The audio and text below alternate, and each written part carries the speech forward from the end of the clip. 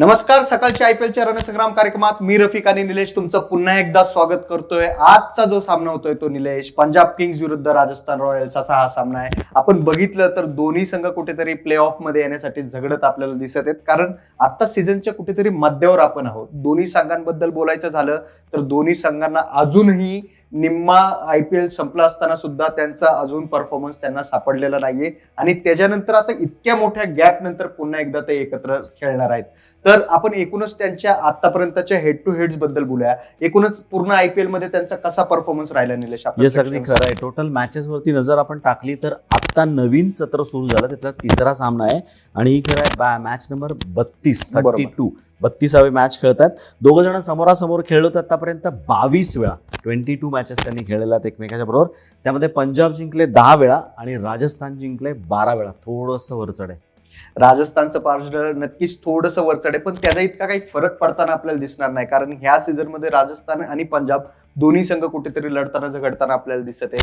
आजचा जो सामना होतोय तो पुन्हा एकदा दुबईच्या स्टेडियमवर आजचा सामना होतोय. दुबईच्या स्टेडियमवर आपण परवाची जी मॅच बघितली चेन्नई विरुद्ध मुंबई, आपल्याला कळलंय की नेमकं कसे रिझल्ट फिरत आहेत तिथे. धोनीने योग्य निर्णय घेतला होता. बॅटिंग फर्स्ट आपण त्यावेळी सुद्धा बोललो होतो की बॅटिंग फर्स्ट आपण घेतली पाहिजे कॅप्टनने. तर काय वाटतं एकूणच आज कोणाला साथ देईल स्टेडियम? अगदी खरं आहे. धोनीचा मला फोन आला होता असं म्हणायला हरकत नाही, कारण आपण तेच म्हटलं होतं की अगोदर बॅटिंग करा, चेस करणं थोडंसं टफ आहे आणि तेच त्यांनी केलं. आजही तसंच होणार आहे. पहिली जो बॅटिंग करेल तो थोडंसं कम्फर्टेबल पोझिशनवरती असेल, कारण फायदा का तसं बघायला गेलं तर हे जे विकेट आहे ते स्पिनर्सला मदत करणार आहे. पण त्याचा अर्थ असा होतो की स्पिनर्स पहिल्या सत्रात सुद्धा असतात, म्हणजे पहिल्या इनिंगमध्ये सुद्धा असतात, पण ते जास्त तेवढे इफेक्टिव्ह ठरत नाहीत जेवढे सेकंड इनिंगमध्ये होतात. त्यामुळे बॅटिंगच घ्यावी. आणि असं मी दोन्ही तुझ्या प्रश्नांची उत्तरं दिले, टॉससाठी सुद्धा आणि विकेटचा सुद्धा. नक्कीच पिच थोडं स्लो झाल्यानंतर, थोडं ते यूज मध्ये आल्यानंतर तो स्पिनरला अजून आणखी मदत करेल आणि स्पिनर सेकंड इनिंग मध्ये चांगला परफॉर्मन्स करतील असं आपल्याला दिसतंय. तर कुणीही कॅप्टन जिंकलं तर टॉस जिंकल्यानंतर पहिलं बॅटिंग एकूणच आपण बघितलंय की ह्या स्टेडियम बद्दल बोलायचं झालं तर तो स्पिन फ्रेंडली आपण म्हणतोय, तर त्याचा नक्कीच प्लेइंग 11 वर खूप मोठा इम्पॅक्ट पडेल. तर काय वाटतंय पंजाब किंग्स आज कोणते त्यांचे प्लेइंग 11 कोणते 11 शिलेदार आज आपल्याला ग्राउंड मध्ये बघायला मिळेल? थोडंसं गेसवर्क आहे, कारण सुरुवात होती आत्ताच टुर्नामेंटला, त्यामुळे थोडं आपण 2-3 नाव अशी आपण घेणार आहोत की थोडंसं गेसवर्क त्यामध्ये असेल. कळेलच, टॉस थोड्याच वेळात होतोय आपल्याला, त्यामुळे कळणारच आहे. पण तुला सर्वात महत्वाचं एक गोष्ट सांगतोय, दोघांकडे 100चे बॅट्समन आहेत. बरोबर. ज्यास मी म्हणतो 100चे, त्याच म्हणजे 100 करणारे. पण के.एल. राहुल अशी व्यक्ती सध्या, म्हणजे ह्या मागच्या 30 मॅचेसमध्ये आपण बघितलं किंवा हा मागचा अर्धा जो टुर्नामेंट झाली होती त्यात 100 करत होता की 50 करत होता. 100 अजून त्यांनी केला नाही यावर्षी, पण 50 केलाय तो 58 आणि 60 बॉलमध्ये. त्याचा फायदा त्याच्या टीमला होत नाहीये. संजू सॅमसन एकच 100 करून बसलाय, बाकी काहीच नाहीये, त्याचाही फायदा त्याच्या टीमला होत नाहीये. तर एक नजर टाकूया आपण पंजाब किंग्सच्या पहिल्या संघावरती. 2 हदरे त्यांना बसलेले आहेत. रिले मेर्दिथ आणि जे रिचर्डसन दोघांनी नावं काढून घेतलेली आहेत, त्यामुळे दोन्हीही इंटरनॅशनल प्लेअर. आणि तसं बघायला गेलं तर मागच्या पंजाबच्या प्रत्येक मॅचमध्ये हे दोघं जण फिक्स होते, हे दोघं खेळतच होते. त्यामुळे ही पोकळी भरून काढायला थोडंसं अवघड त्यांना जाणार आहे. मी नवीन नावं घेऊन आलोय, बघूया त्यातलं जर कोणी काय करू शकलं तर. एक नजर टाकू त्यांच्या प्लेइंग 11वर. के.एल. राहुल कर्णधार स्वतः असेल. मयंक अग्रवाल बरोबर तो परत डावाची सुरुवात करेल असं वाटतंय, कारण मयंकचं आत्ताच क्वारंटाईन त्याचं संपलंय. तो संघामध्ये दाखल झालाय, अगदी कालच दाखल झालाय. त्यामुळे आता तो मॅच खेळायला फिट आहे असं त्याला परमिशन मिळाली. क्वारंटाईनचा विषय तुम्हाला निघाला म्हणून सांगतो. UAE मधला एक रूल असा आहे, त्यांच्या गव्हर्नमेंटने ठरवलंय, जर तुम्ही बाहेरच्या देशात आमच्या देशात आलात तर फक्त 6 दिवसाचं क्वारंटाईन तुम्ही राहा. 6 दिवसाचं विलगीकरण आहे, त्यानंतर तुम्ही जे तुम्हाला हवं ते काम करायला सुरुवात करू शकता. म्हणून मयांक इज रेडी. आता त्यांच्यावर आहे क्रिस गेल. एक झंझावात तिथे आहे. आपण म्हणतो कम्पॅरेटिव्ह ग्राउंड छोटी, पण ते ग्राउंड छोटी असलं तर विकेटचा साथ द्यायला लागतं. पण क्रिस गेल दंगा करेल असं वाटतंय आणि त्यांनी ट्विटरवरतून पण दंगा केलेला आहे. पाकिस्तानबद्दल बरंच काय काय त्यांनी चर्चा केलेली आहे, पण तो मैदानात काय करेल ते बघणं जास्त महत्त्वाचं आहे. त्यानंतर एडियन माक्रम, ह्याचं नाव मी घेईन. नवीन नाव आहे. तुम्ही म्हणाल हे कुठनं आला, तर हा आला आहे डेव्हिड मिलानच्या रिप्लेसमेंट घेतलेला आहे पंजाबनी, कारण डेव्हिड मिलानने आपलं स्वतःचं नाव काढून घेतलंय. त्याकरता ॲडन माक्रम म्हणून जो ओपनिंग बॅट्समन आहे त्याला घेतलेला आहे. असं होऊ शकतं, एक शक्यता वाटते मला की के.एल. थोडासा 3 नंबरला येऊ शकतो किंवा ह्याला 3 नंबरला पाठवू शकतो. या म्हणजे मयांक, के.एल. आणि एडियनमध्ये तिघांमध्ये हे 3 जण नंबर वाटून घेतील. त्यानंतर दीपक हुडा, शाहरुख खान ही जोडगोळी असेल. शाहरुख खानने थोडा सुरुवात केली होती त्याला, आपण बघितलं, उंचापुरा बॅट्समन आहे. लांब लांब मारतो, ती एक शक्यता आहे की तो करू शकेल. क्रिस जॉर्डन हे खूप महत्त्वाचं नाव आहे. डेथ ओव्हरला खूप कामाचा आहे तो, चांगली बॉलिंग करतो, त्याच पेसनी टाकतो.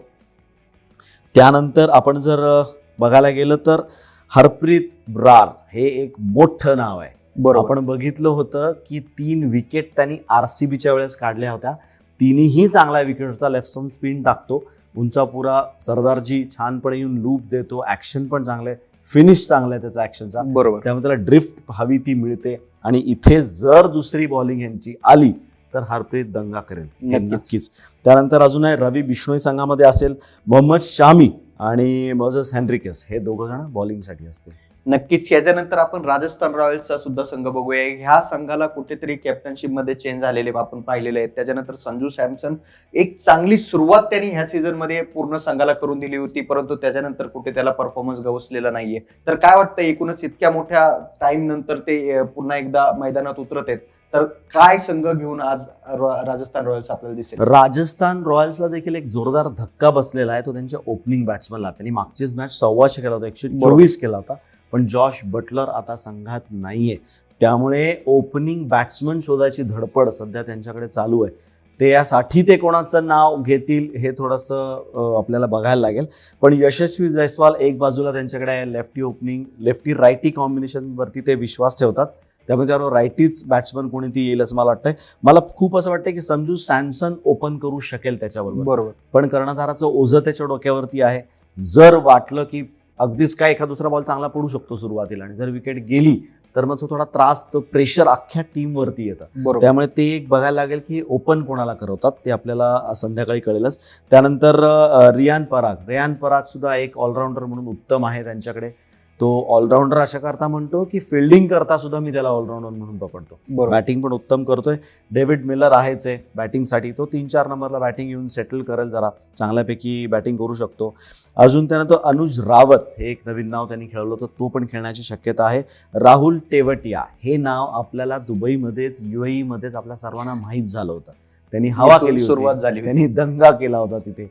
एक वर्ष त्याचं वाया गेलं, वर्ष म्हणण्यापेक्षा 30 मॅचेस, जसं मागचं सत्र गेलेले आहे त्याच्या मॅचेस थोड्याफार वाया गेलेल्या आहेत. परत तो त्याच्या घरच्या मैदानात असं म्हणूयात, कारण तिथं तो फेमस झाला होता. एक कॉन्फिडन्स असतो वेगळा. जर तुमच्या एखाद्या ग्राउंडवरती रन्स होतात तर तुमचा एक वेगळा कॉन्फिडन्स असतो की इथे मी रन्स केलेत, मला इथे रन्स करता येतील. तर आज राहुल तेवटियावरती नक्कीच नजर ठेवा, तो काहीतरी करू शकेल. त्यांच्या चेतन सकरिया सुद्धा उत्कृष्ट गोलंदाजी केली होती. यंग पोरगा आहे, त्याचंही नाव गाजलं होतं. त्यामुळे तोच्यावरती लक्ष ठेवा. आणि मुस्तफिजुर रहीम हे दोघे जण लेफ्ट आर्म, यांची ओपनिंग कॉम्बिनेशन चांगली आहे. दोघे लेफ्ट आर्म पेस बॉलर आहेत, बऱ्याचपैकी व्हरायटी त्यांच्याकडे आहे, त्यामुळे चांगली गोलंदाजी करतात. कार्तिक त्यागी, क्रिस मॉरिस ही 2 नावं मी घेईल back to back. Chris Morris उत्तम रिदममध्ये आहे, चांगली बॉलिंग करतोय, नवीन बॉल त्यांच्याकडे तो टाकतो, किंवा कधी कधी त्याला फर्स्ट चेंज म्हणून सुद्धा आणतात. एक नवीन नाव आहे यांच्याकडे, लायम लिव्हिंगस्टोन नावाचं. तर ही व्यक्ती खेळेल असं मला खूप वाटतं, रादर याला खेळवायला पाहिजे. ह्याच्याविषयी एक विशेष बातमी माहिती तुम्हाला देतो. या माणसाने आतापर्यंत 350 सिक्स मारल्यात. म्हणजे फर्स्ट क्लास रेकॉर्ड त्याचं इतकं चांगलं आहे की ताकदीने मारतो तो, कुठच्याही ग्राउंडवरती पार बाहेर मारतो. जवळपास 350 पर्यंत त्याने सिक्स आतापर्यंत मारल्यात. त्यामुळे त्याचं नाव मला आज घ्यायचं, ह्याला बघायला सुद्धा मला आवडेल, कारण यांच्याकडे जॉश बटलर नाहीये.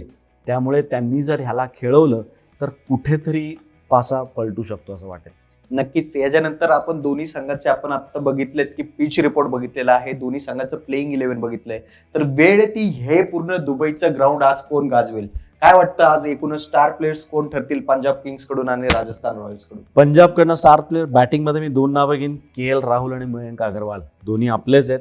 KL चांगल्या फॉर्ममध्ये आहे, 100 करून आलाय, पण कॅप्टन्सीचं प्रेशर तो घेतो. मी म्हटलं तसं 50 करतो तो, पण 68 बॉल, 50 बॉल, 56 बॉल त्यामध्ये करतोय. ते 50 ओव्हरला चालू शकतात, 20 ओव्हरला हे चालत नाही, पण रन शेवटी रन्स आहेत, त्यामुळे त्याचं नाव घेऊयात. क्रिस गेल, काय वाटतंय? क्रिस गेल आज चालणार नाही? मी आज त्याचं नाव घेत नाहीये. चांगला प्रश्न आहे तुझा. क्रिस गेल माझ्या लिस्टमध्ये नाहीये तू म्हणतोयस, आणि तो नेमका आजच काहीतरी करणार आहे बघा, हे एक लक्षात ठेवा. ज्या दिवशी आपण त्याचं नाव घेत नाही त्या दिवशी हा बाबाजी खूप लांब मारतो. बरं चल, तुझ्याकरता मी त्याचंही नाव घेतो. Let's hope so, fingers cross. त्यांनी करावं अशी सगळ्यांचीच अपेक्षा असते.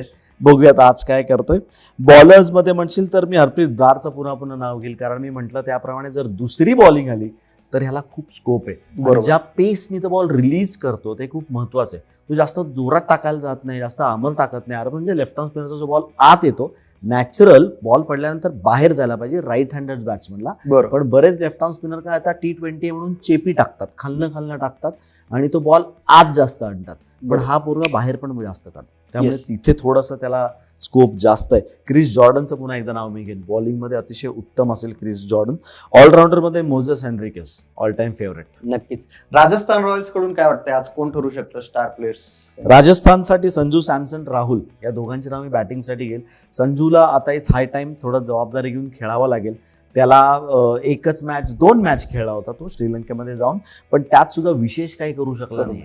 कारण त्याला असं वाटतं की हीच आपली शेवटची मॅच आहे, ह्या मॅचमध्येच आपण करायचंय, आता 100 करायचं. असं होत नाही. प्रत्येक मॅचमध्ये तुला थोडासा वेळ स्वतःला द्यावा लागतो, थोडं थांबून खेळावं लागतं. मला माहिती आहे T20 आहे, तुम्ही म्हणाल तू हे काय बोलतोस, थांबून खेळायचा हा गेमच नाहीये. पण एक 5 बॉल तरी तुम्ही बघू शकता. पहिल्या बॉलपासून तुम्ही नाही देऊ शकत, थोडं पेसला ऍडजस्ट व्हायला लागतं. पण आज मी त्याचं नाव जरूर घेणार आहे. लेट्स सी तो काय करतोय.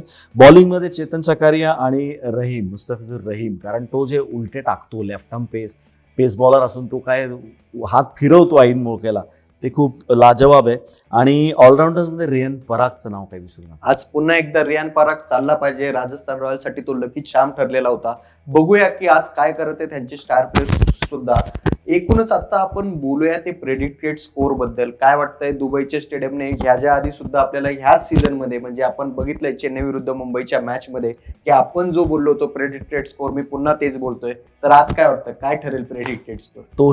तोच ठेवेन मी. 150 ते 160, जास्त पुढे काही जाणार नाहीये. कारण वाटतं तेवढं छोटं ग्राउंड हे दिसत नाही. ग्राउंड खूप मोठं आहे, खेळायला अवघड आहे. खेळायला सुद्धा अवघड आहे, कारण बॉलवरती बॅट येत नसतो. पण जसं मला यांनी नाव घ्यायला लावलंय क्रिस गेल, ते वादळ जर का आज त्या ग्राउंडवरती आलं तर मग तहस नहस करेल. मग 200 सुद्धा पार होऊ शकेल. पण 150 ते 160 नक्कीच. उद्याच्या सामन्याबद्दल आपण आपल्या प्रेक्षकांना सांगूया. कुठे होतोय उद्याचा सामना आणि कोणते 2 संघ खेळणार आहेत? येस, उद्याचा सामना तो दिल्ली कॅपिटल्स बरोबर आहे. SRH हैदराबाद आणि दिल्ली या दोघांमधला तो सामना असणार आहे. दुबईमध्येच होणार आहे. परत इथेच मॅच आहे. संध्याकाळी 7:30 वाजता ती मॅच आहे. म्हणजे उद्याचा सामना आपण बघितला तर एक टेबलच्या टॉपला असलेला संघ आणि एक टेबलच्या खाली कुठेतरी लुडबुड करत असलेला संघ, असा सामना आहे. पण नक्कीच हे 2020 क्रिकेट आहे आणि त्याच्याबद्दल कुणीच काही सांगू शकत नाही. तर उद्याच्या सामन्याबद्दल आपण उद्या भेटणारच आहोत. तोपर्यंत तुम्ही सर्व ताज्या बातम्या पहा फक्त सकाळवर.